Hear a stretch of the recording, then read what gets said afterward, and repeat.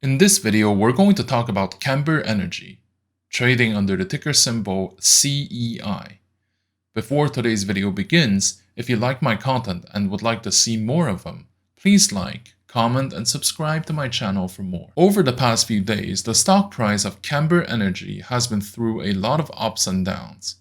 The stock has been shorted by institutional traders and also targeted by the retail traders to short squeeze them.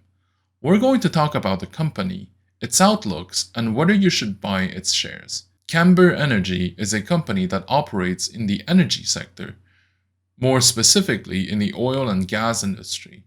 It operates in several states in the United States and is headquartered in Texas.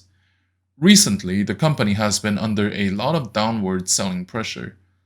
First, because of its poor fundamentals, and also the phenomenon became more exacerbated.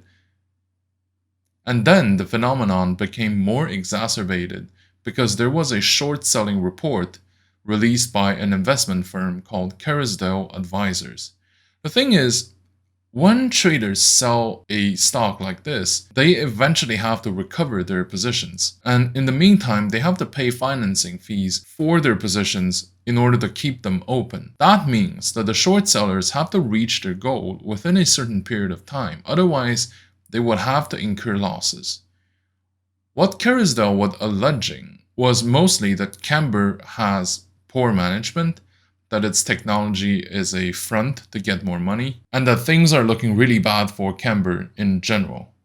I think that the report from Carousel is mostly a document to satisfy legal compliance in order to enter a short position. The elements that they are alleging can be advanced to many other companies in the field, and frankly the form is quite poor. But nevertheless, recently, there were several leading legal firms specialized in corporate class action lawsuits that have been preparing to file charges against Camber because they are alleging that the company is not being straightforward about its financial situations with investors. Regarding this, I believe that as long as the SEC doesn't get involved, or any sort of federal authorities, everything would remain mostly at the noise level. However, if authorities begin to poke their noses into this, then we would have to reevaluate. This reminds me of what Hindenburg did to Nikola back in 2020 and the reactions that followed. The main difference is that at that time, SEC began to investigate in this situation soon after the report went public. And that so far, we can't say the same thing about what's going on with Camber at this point. Looking beyond the legal issues, the most recent 8K submitted by Camber showed that its subsidiary managed to reduce its liabilities by $80 million. So overall, that is some positive news on the fundamental side of things. Looking at its price action, Camber has been having a lot of volatilities lately. And after a spike in the $4.50 area, the stock is now back to around $1.35, partially due to the short report, but also partially because the trading volume went down. In early October, its stock was trading between 500 million shares to 900 million shares a day. It has since gone down to around 120 million shares before going back to around 200 million shares. Basically, the current volume should go higher if the short squeezers would like to reach their objectives. My recommendation is to stay vigilant about the legal issues and to reevaluate if there are investigations that are initiated. Also, keep an eye on the daily volume. Meanwhile, I would recommend to keep CEI exposure below 1%. In terms of entries, the current price level is a decent one to enter the stock if you wish to buy Camber Energy's equity. Looking at the current environment, I think that we have to be careful with having exposures in the equities market. The market has been predicted to eventually go through pullbacks or even recession for more than a decade at this point, and that its future outcome depends on a number of elements. The QE years and the drastic increase of asset prices and the corresponding decrease in their yields. And we have to remember that the market is not the economy, and the economy doesn't always get reflected in the market.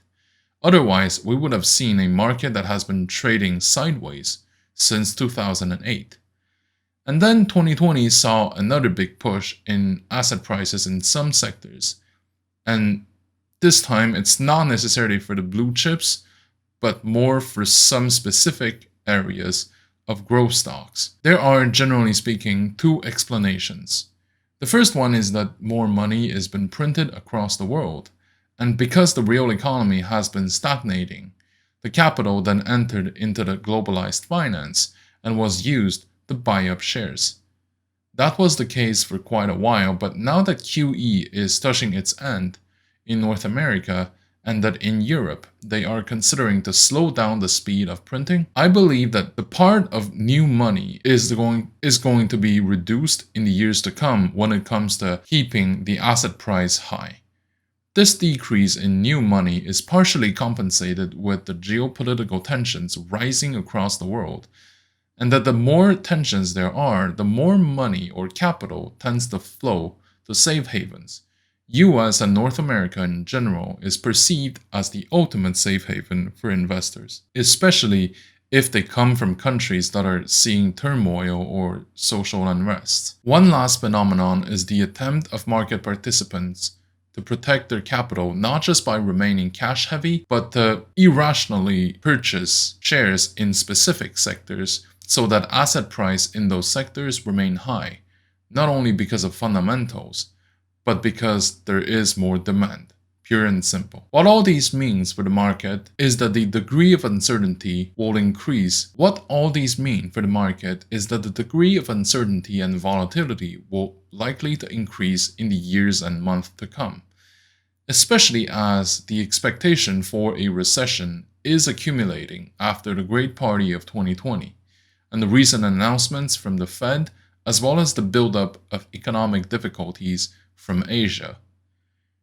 All these elements led me to conclude that it is very important to keep your speculative plays, and CEI is one of those, at a reasonable level. A level that even if you completely lose, even if it goes completely sideways, it wouldn't hurt your portfolio. A good portfolio normally contains a huge percentage of its position. A good portfolio normally has most of its positions in sectors that are different, and of classes of assets that are mostly stable and with predictable cash flows, like REITs, fixed income assets, and preferred shares. The rest can be invested in growth stocks or to stay cash heavy in case there is a time sensitive play. Overall, I believe that the current environment should provide more opportunities to average down the cost basis, and this is why the initial position should remain small so that we can afford to average down further down the road.